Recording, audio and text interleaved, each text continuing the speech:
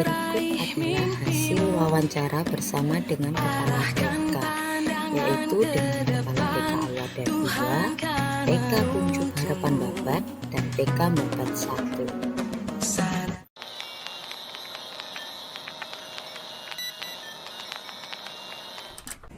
Assalamualaikum Bu Is. Waalaikumsalam warahmatullahi wabarakatuh.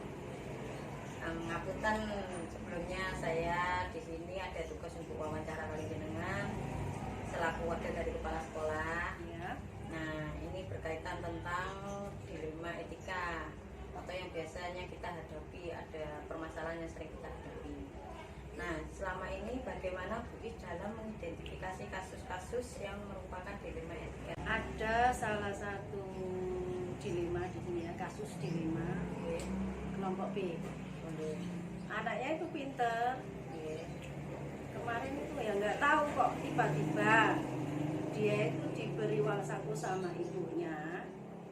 Ditanya sama ibunya sepulang sekolah, dia bilang uangnya hilang, entah diambil teman gitu. Kemudian ibunya tanya ke salah satu guru pembimbing. Guru pembimbing ya kan nggak tahu uangnya itu kemana. Jadi besoknya pas masuk itu ditanya, anaknya ditanya, uang kamu kemana? Kata ibu kamu hilang. Sedangkan uang kamu kemana? Ditanya bu guru begitu. Kemudian dia ya didesak kan sama guru-guru yang lain ya. Gak apa-apa nak, bilang saja uangnya kemana. Kemudian dia terus terang, ternyata uangnya dibuat jajan. Habis.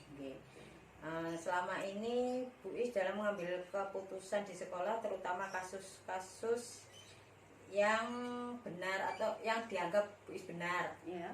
kemudian terus nilai-nilai kebajikan seperti apa dalam pengambilan keputusan tersebut? Biasanya itu ya kalau ada kasus gitu ya tidak secara merta-merta kita menyimpulkan terus kita selesaikan sendiri ya enggak. Kita sesama guru sejawat, kepala sekolah berbincang-bincang bagaimana masalah ini, terus solusinya bagaimana nanti kita selesaikan bersama-sama. Langkah-langkah atau prosedur yang biasanya Bu Is lakukan dalam pengambilan keputusan tersebut? Ya musyawarah itu, Oh, gitu. musyawarah nanti hasilnya bagaimana, kemudian kita bicarakan kepada wali murid yang bersangkutan.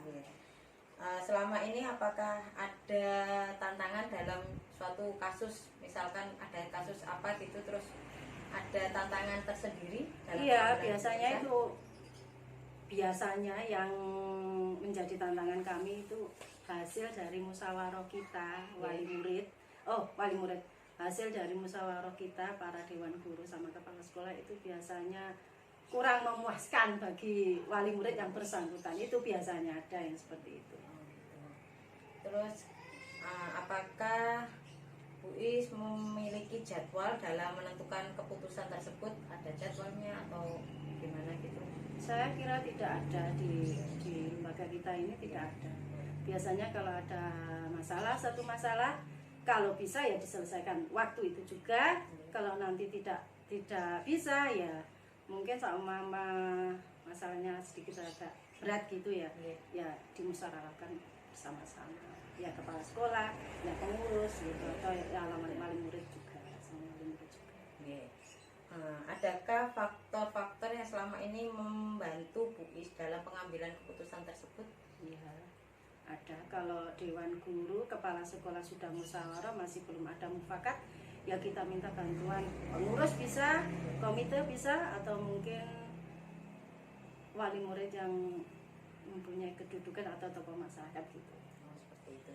Dari hal yang telah disampaikan Bu Is tadi, pembelajaran yang dapat dipetik dari pengalaman Bu Is tadi, Ya. seperti apa? Kalau menurut saya setiap permasalahan kalau kita musyawarahkan secara baik bersama-sama, insya Allah semua bisa diatasi. Itu berarti kalau ada masalah lebih baik kita bermusyawarah untuk menyelesaikan masalah tersebut sehingga kita mendapatkan jalan keluar dari masalah tersebut. Oke, terima kasih Bu Is untuk waktunya. Wassalamualaikum warahmatullahi wabarakatuh. Waalaikumsalam warahmatullahi wabarakatuh.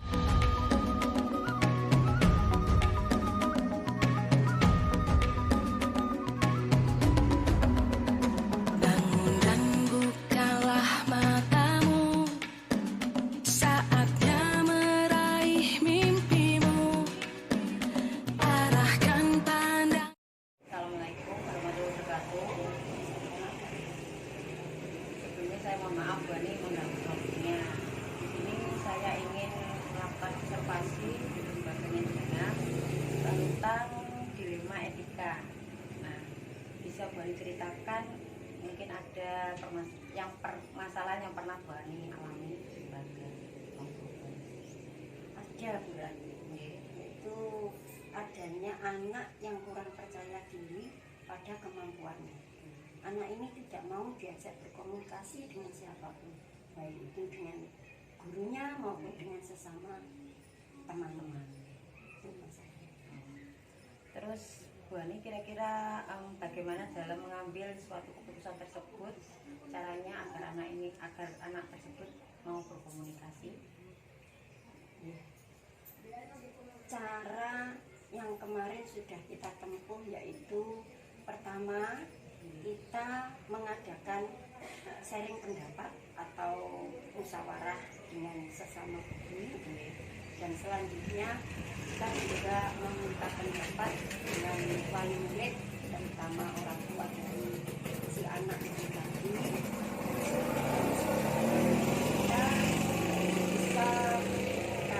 Kita bisa mengambil keputusan bagaimana anak ini, apakah kita ajak berkomunikasi terus menerus atau apa yang akan kita lakukan. Jadi kita bisa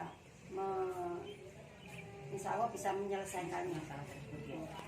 Untuk langkah-langkahnya jenengan dalam menyelesaikannya berarti mengajak komunikasi tadi ya, Iya. sama orang tua, terus melibatkan guru juga ya. Oke.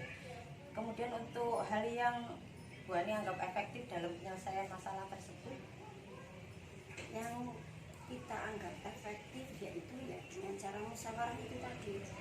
Pertama kita musyawarah dengan sesama guru, terus yang kedua kita musyawarah dengan wali murid, yang ketiga kita musyawarah dengan pemangku sekolah itu, baik itu dengan pengurus maupun dengan komite.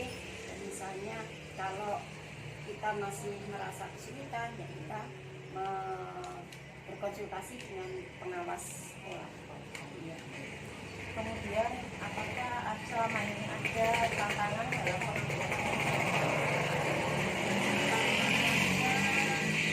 Biasanya ada keputusan yang wali murid merasa kurang puas dengan hasil keputusan itu, karena mungkin pendapat dari wali murid itu kok tidak dipakai.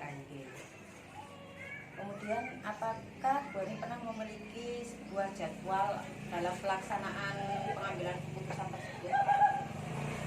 Kalau untuk pengambilan keputusan itu kita sesuaikan dengan jenis kasusnya dulu.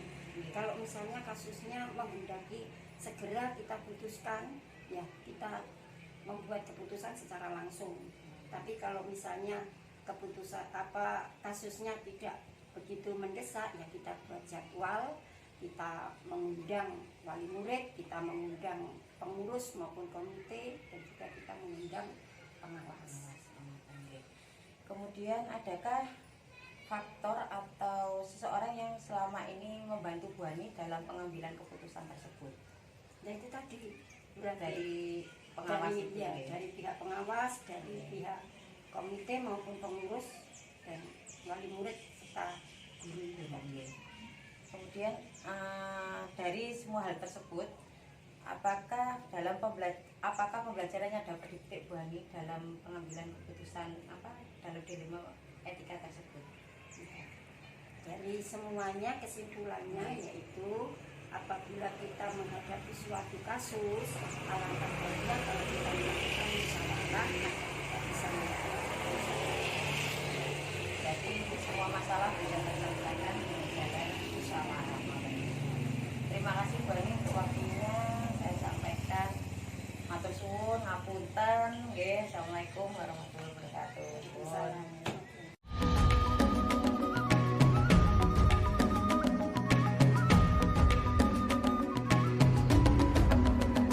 Bangun dan bukalah matamu.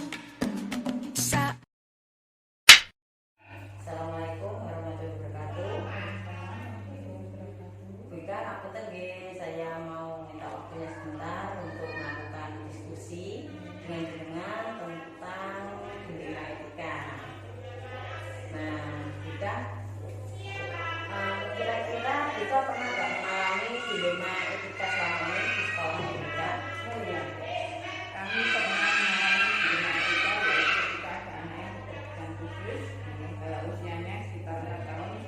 dia masuk ke TK. Ternyata teman-teman dia itu seperti anak-anak playgroup, otomatis kita masukkan dulu ke playgroup. Meskipun usianya itu sesuai dengan usia TK, dan hal itu kita musyawarahkan dengan orang tua, ternyata orang tuanya di sini. Kemudian bagaimana cara BK untuk mengambil keputusan terutama pada kasus-kasus yang seperti BK anggap benar itu tadi benar salah atau yang mengandung nilai kebajikan? Kita musyawarahkan, kita duduk bersama mencari solusi yang terbaik di antara yang baik. Kemudian langkah-langkah atau prosedur yang biasa BK lakukan selama ini? Kita konsultasi dulu sama yang lebih senior. Dalam hal ini kita bicara dengan pengawas, terus guru-guru yang lebih berpengalaman dalam mengajar dan menghadapi masalah seperti saya ini pun kita konsultasi dulu lah. Di situ baru kita mengambil keputusan. Ada hal-hal yang dianggap efektif dalam pengambilan keputusan tersebut bukan? Ya, selama ini kan saya rasa hal yang paling efektif adalah duduk bersama, musyawarah, yaitu cari solusi yang terbaik itu. Jadi kita nggak bisa mengambil keputusan itu sendiri. Kemudian selama ini yang merupakan tantangan untuk mengambil sebuah keputusan dalam dilema etika itu gimana? Ketika ada orang tua yang punya masalah, terus kita kasih solusi, kita kasih saran, kita masih ngeyel, itu adalah masalah paling berat. Oh gitu ya, tidak bisa menerima. Ya. Untuk selanjutnya, apakah kita pernah memiliki sebuah jadwal tertentu dalam penyelesaian kasus atau dalam menyelesaikan di tempat atau memiliki sebuah jadwal untuk menyelesaikan atau prosedur seperti apa dalam menyelesaikan masalah? Kalau ada masalah itu langsung kita menyelesaikan masalah tersebut, tidak berlarut-larut lah. Jadi tidak ada jadwal. Kemudian adakah faktor-faktor yang selama ini mempermudah BK dalam mengambil keputusan? Ada, karena salah satu faktornya adalah karena kita satu atap dengan SD. Jadi kita kalau ada masalah, kalau ada sesuatu kita matur dulu sama kepala sekolah SD. Jadi kita kasih solusi bagaimana dari SD. Kemudian pembelajaran apa yang dapat dipetik dalam pengalaman BK dalam menghadapi dilema tersebut? Pelajarannya bahwa segala sesuatu masalah itu bisa diselesaikan kalau kita mau duduk bersama dan saling menyadari kalau kita nggak selamanya benar gitu. Jadi kita musyawarahkan dulu, baru kita cari keputusan yang terbaik.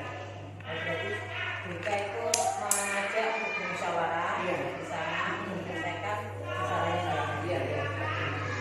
Terima kasih juga untuk waktunya. Mohon maaf sudah mengganggu. Assalamualaikum warahmatullahi wabarakatuh.